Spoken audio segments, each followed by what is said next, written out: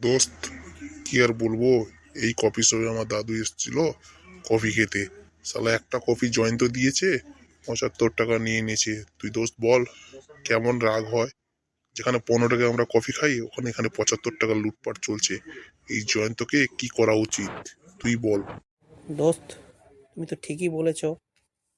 এখানে তো 75 টাকায় কফি নেয়। কারণ আমি মাঝখানে দুবার এসেছিলাম, খেয়ে গেছি, আমি কিছু বলিনি। তো কি করা যায় দোস্ত, তুমিই কও। আজ এই জয়ন্তর কুষ্টির গুদে মিষ্টি হাঁড়ে ঢুকিয়ে দিয়ে চলে যাব। ওর কফি মুখ দিয়ে ঢুকাবো, গাঁড় দিয়ে বের করে দিয়ে যাবো। দোস্ত, তুমি দাঁড়িয়ে দেখো। হ্যাঁ, ওই জয়ন্তকে আসতে দাও। হ্যাঁ, কফি দোকানে বসো, একটু রিল্যাক্স করো তুমি, তারপর বুঝতে পারবে কফি শপে কি হচ্ছে না হচ্ছে। ঠিক আছে, তুমি মজা নাও। ঠিক আছে দোস্ত। ঠিক আছে, আমি একটু বসে দেখি, তাহলে একটু দেখবো, মজা নেব। কোথায় গেল জয়ন্ত দা? তাও তো দেখতে পাচ্ছি না যে এই লোকটাকে এসে কিছু বলবো। হ্যাঁ, হ্যাঁ, ঠিকই বলছো, অনেকক্ষণ থেকে এসেছি, কিন্তু দোকান তো খালি, কেউ তো নেই। কাকেও কি বলবো, কোথায় গেছে। দেখি একটু আসি, ওয়েট করি। এই যে দাদা, কি চাই তোমাদের? কফি খাবে নাকি? তাহলে বানিয়ে দেবো। আমার নাম জয়ন্ত। জয়ন্ত খুব ভালো কফি বানাতে পারি, যে খেয়ে গেছে না আমার প্রশংসা করে গেছে। ঠিক আছে, তোমাদের চিন্তা নেই, তোমরা দুটো বন্ধুকে কফি ভালো করে বানিয়ে দিচ্ছি। এই যে দাদা, কালকে আমার দাদু এসেছিল। জয়ন্ত দা, তুমি শুনলাম কি কফি খাইয়েছো 75 টাকা? ওটা কি বুড়ো বয়সের 75 টাকার কফি খাওয়ার কি টাইম? তুই 75 টাকার কফি খাইয়েছো?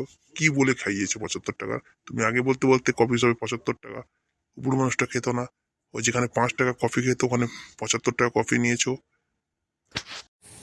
হ্যাঁ হ্যাঁ, তুমি তো বলতেই পারতে জয়ন্তদা, কত টাকা কি। তুমি তো কিছুই বলছো না, বললে ও দাদুরাও তো খেত না। শালা মনে হচ্ছে এরা যেভাবে প্ল্যান করে এসছে, শালা দাদুর বদলা নেবে না তো।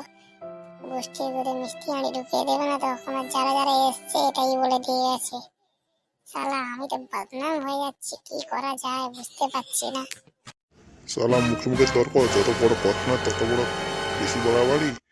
দাঁড়াও, তোমাকে দেখাচ্ছি।